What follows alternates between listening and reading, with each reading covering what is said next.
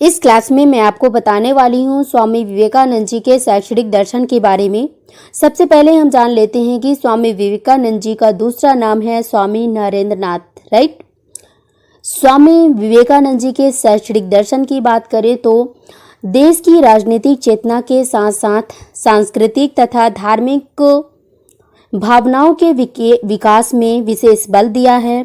इनका जन्म 12 जनवरी सन 1863 में बंगाल प्रांत के कोलकाता में हुआ। स्वामी विवेकानंद जी की स्मरण शक्ति की बात करें तो इतनी तेज थी कि इन्होंने 7 वर्ष की अवस्था में कृतिवास की बांग्ला रामायण इन्हें कंठस्थ थी। और हमारे इस स्मरण शक्ति की बात करें तो 7 वर्ष की आयु में हम पहली क्लास में जाते हैं। स्वामी विवेकानंद जी ने रामकृष्ण मिशन की स्थापना की थी 1 मई सन 1897 में, राइट।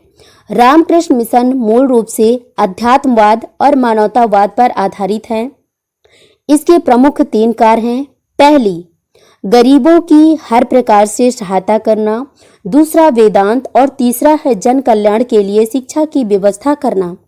स्वामी विवेकानंद जी का विचार है या स्वामी विवेकानंद जी कहते हैं कि विद्यार्थी अनुकरण द्वारा ज़्यादा सीखते हैं। स्वामी जी कहते हैं कि अध्यापक के व्यक्तिगत प्रभाव के बिना कोई शिक्षा संभव नहीं है, इसलिए वे गुरु के सानिध्य में शिक्षा देने की बात कहते हैं, राइट। स्वामी जी कहते हैं कि अपने समय की शिक्षा को दुष्टतापूर्ण एवं बेकार कहा है। वास्तविक शिक्षा वह है जो व्यक्ति को अस्तित्व के संघर्ष के लिए तैयार करती है।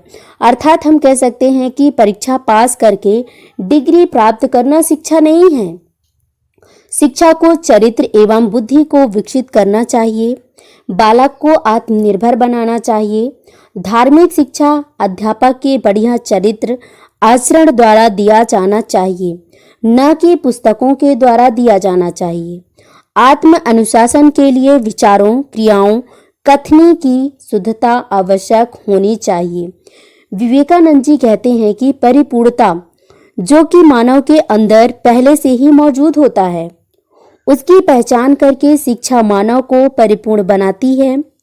भौतिक आध्यात्मिक ज्ञान मानव के अंदर पहले से ही मौजूद होता है, किंतु यह अज्ञानता के पर्दे में ढका रहता है और इसे दूर करता है कौन?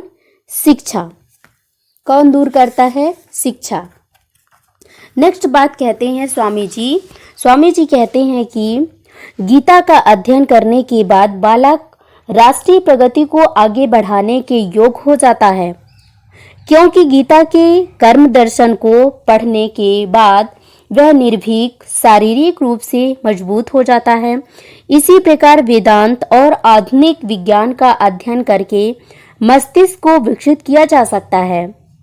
स्वामी जी कहते हैं कि किसी राष्ट्र की महानता उसकी संसदीय संस्थाओं, भौतिक सुख समृद्धि से नहीं मापी जाती, बल्कि इस बात से नापी जाती है कि वह या वहाँ के लोग आध्यात्मिक रूप से कितने महान हैं।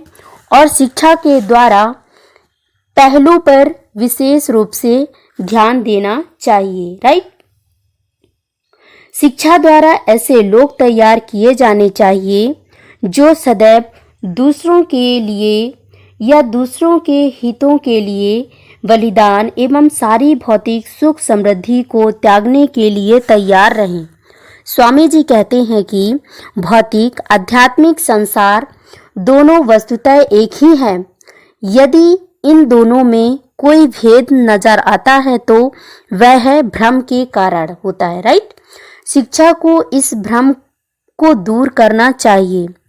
शिक्षा के द्वारा लोगों के अंदर ऐसी अंतर्दृष्टि विकसित करनी चाहिए जिसके द्वारा लोग इन विशेषताओं में एकता को देख सके। इस क्लास में इतना ही। तब तक के लिए bye. Take care. Thanks for watching my video.